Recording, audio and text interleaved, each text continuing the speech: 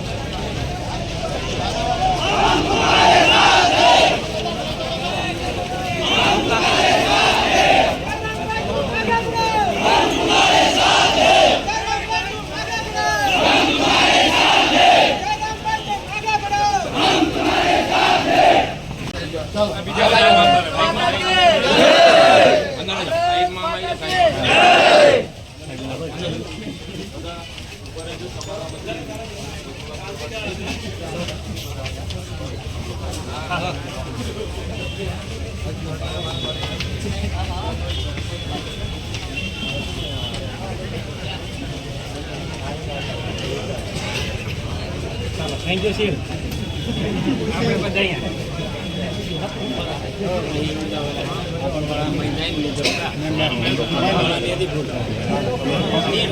વાત નહીં થાય રસ્તા નહીં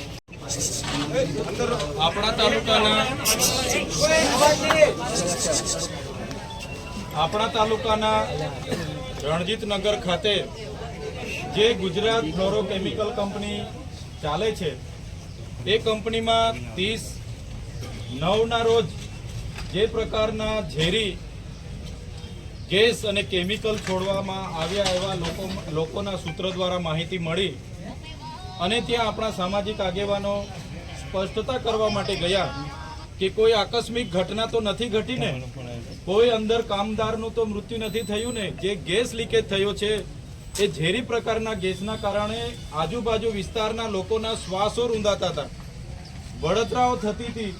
એવા લોકોની રજૂઆતોને લઈને એ લોકો ત્યાં ગયા અને ગેટ પર રહીને એમણે માત્ર એટલું કીધું કે મેનેજમેન્ટ બહાર આવીને અમારી સાથે સ્પષ્ટતા કરે કે આવી કોઈ આકસ્મિક ઘટના તો નથી ઘટીને। જે પ્રકારે 2021માં પણ અહીંના ઝેરી ગેસ લીકેજ થવાથી કેટલાય કામદારોના મૃત્યુ થયા હતા અને આ કંપનીમાં ભૂતકાળમાં પણ એવી ઘણી ઘટનાઓ ઘટી છે।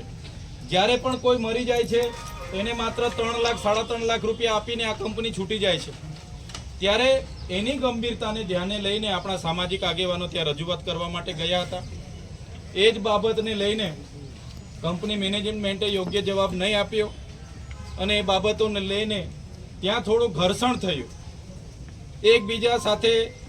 એ સમજાવટમાં કે કંઈ પણ ત્યાં ઉપસ્થિત થયું અને પોલીસે મેજિસ્ટ્રેટની પરવાનગીથી લાઠીચાર્જ કર્યો। એમાં ઘણા લોકોને ઈજાઓ થઈ છે, ઘણા રસ્તે ચાલનારા લોકો પર પણ લાઠીચાર્જ કરવામાં આવ્યો છે એવું સૂત્રોએ અમને કીધું। ત્યારે આ ઘોગંબા તાલુકામાં શાંતિ જળવાઈ રહે એવી શાંત તાલુકો હોવા છતાં આવી જ્યારે ઘટના ઘટે છે ત્યારે અમને પણ ઘણું દુઃખ થયું છે।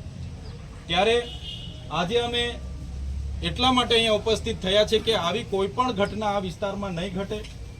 સાથે સાથે જે કંપની આ વિસ્તારમાં છે, આ વિસ્તાર એ પૈસા એક્ટ અંતર્ગત શેડ્યુલ 5 એરિયામાં આવનારો વિસ્તાર છે। ત્યારે અહીંયા કંપની જે તે વખતે આવી ગઈ તો એ કંપની પર એના યોગ્ય પુરાવાઓ છે કે કેમ ગુજરાત પોલ્યુશન કંટ્રોલ બોર્ડ સમયાંતરે એનું ઇન્સ્પેક્શન કરે છે કે કેમ, ગ્રીન ટ્યુબ્યુલરના સમયાંતરે લોકોને રિન્યુ કરવામાં આવે છે કે કેમ, એવા અનેક પ્રશ્નો છે. ત્યારે આ કંપનીને હમણાં બંધ કરવામાં આવે એવી પણ અમે માંગણી અહીંયા કરી છે. કેમ કે આ કંપની દ્વારા જે પણ ઝેરી કેમિકલ યુક્ત અહીંયા પ્રવાહી છોડવામાં આવે છે, જેના કારણે અહીંની ખેતીની જમીનોમાં નુકસાન થઈ રહેલું છે, અહીંનું ભૂગર્ભ જળ પ્રદૂષિત થઈ રહેલું છે, આ વિસ્તારમાં જે પણ ઉપરના નદી નાળાના જળ છે એ પ્રદૂષિત થઈ રહેલા છે. ત્યારે આ જળ પ્રદૂષણ અને વાયુ પ્રદૂષણ ફેલાવતી આ કંપનીમાં તાત્કાલિક ધોરણે ઇન્સ્પેક્શનો કરાવવામાં આવે. સેફટી ઇન્સ્પેક્ટરો, જીપીસીબીના ઇન્સ્પેક્ટરો, ગ્રીન ટ્યુબ્યુલરના ઇન્સ્પેક્ટરો, તમામ લોકો અહીંયા તાત્કાલિક ધોરણે ઇન્સ્પેક્શનો કરીને આને બંધ કરાવવામાં આવે એવી મામલતદાર સાહેબને અમે રજૂઆત કરી છે. સાથે સાથે અમને અહીંયા આવ્યા પછી જાણવા મળ્યું કે કેટલા લોકો ત્યાં માત્ર જોવા માટે ગયા હતા. કેટલાક યુવાનો તો એવા છે કે જે ભણે છે, એમને ખબર પડી તો શું થયું છે, કેટલાક રસ્તે આવતા જતા ઊભા રહીને જોતા હતા, એવા લોકોના પણ નામ પોલીસ દ્વારા નાખી દેવામાં આવ્યા છે. ત્યારે અમે પોલીસ અધિકારીઓને પણ કહેવા માંગીએ છીએ, પ્રશાસનને પણ કહેવા માંગીએ છીએ, અમે સંવિધાનમાં માનનારા લોકો છે, કાયદો અને વ્યવસ્થામાં માનનારા લોકો છે, અને અમે પોલીસ અધિકારી હોય કે વહીવટી તંત્ર હોય, બધાને સહકાર આપવાવાળા લોકો છે. અમે ઘર્ષણમાં પડવા માંગતા નથી કે સંઘર્ષમાં પડવા માંગતા નથી. જે પ્રકારે પોલીસ અધિકારીઓ અમારા લોકોને રાતે એમના ઘરે જઈને જે પ્રકારે હોદે છે, જાણે અમે કોઈ નક્સલી પ્રવૃત્તિ અહીંયા કરી હોય, જાણે અમે સરકારી વિરોધી સરકારને તોડી પાડવાની પ્રવૃત્તિ કરી હોય, રાજદ્રોહ અમારા પર થયો હોય, એવી પોલીસ જ્યારે અમારા લોકોને હોદે છે, જે પણ દુઃખદ બાબત છે. તો પોલીસ અધિકારી મિત્રોને પણ મારે નમ્ર વિનંતી છે, જે રજૂઆત આમના વતી હું કરવા આવ્યો છું, તો એ એમના આગેવાન વતી મારે તમને રજૂઆત છે કે જે પણ લોકો આમાં નિર્દોષ, તમે 200 જણના નામો આપ્યા છે, કેટલાય લોકોની ગાડીઓ તમે લઈ લીધી છે, જે અમારા દ્રષ્ટિએ પ્રથમ દ્રષ્ટિએ ખરેખર એવા નિર્દોષ લોકો એમાં પણ સંડોવાઈ ગયા છે, જેમને આવનારી ભરતીઓની તૈયારીઓ પણ કરે છે. કેટલાક તો ત્યાં જોવા ગયા, કેટલાક રસ્તે હતા, જતા જતા ઊભા રહી ગયા, તો એમના પણ વિડીયોમાં હતા એમ કરીને એમનું પણ આમાં નામ લઈ લીધું છે. ત્યારે એવી બાબતોમાં પણ પોલીસ અધિકારીઓ ધ્યાન આપે, કોઈ નિર્દોષ આ ઘટનામાં નિર્દોષ ફસાઈ નહીં જાય એ પણ ધ્યાન આપે. અમે તમને સહકાર જ આપીએ છીએ. અમારે ક્યાંય અહીંયા કાયદો વ્યવસ્થા ખોરવાય એવી કોઈ પ્રવૃત્તિ અમે કરવા પણ નથી માંગતા. આ તો આકસ્મિક ગેસ લીકેજ થયો અને ઝેરી ગેસ લીકેજ થવાથી આ વિસ્તારના લોકોની રજૂઆતને ગંભીરતા લઈને આગેવાનો ગયા, અને જે પણ ઘટના ઘટી એ ન જ ઘટવી જોઈએ એવી બી અમે માનીએ છીએ. ત્યારે એ સહકારની અપેક્ષા પ્રશાસન પર પણ રાખીએ છીએ. કાલે ઉઠીને અમારા લોકો કહેશે કે ભાઈ અમને તો હજુ પણ ખૂબ હેરાન કરવામાં આવે છે, અમને મારવામાં આવે છે, અમને અમારા પરિવારને હેરાન કરવામાં આવે છે, હજુ અમને હોદે છે, દોડાવે છે, આ કરે છે.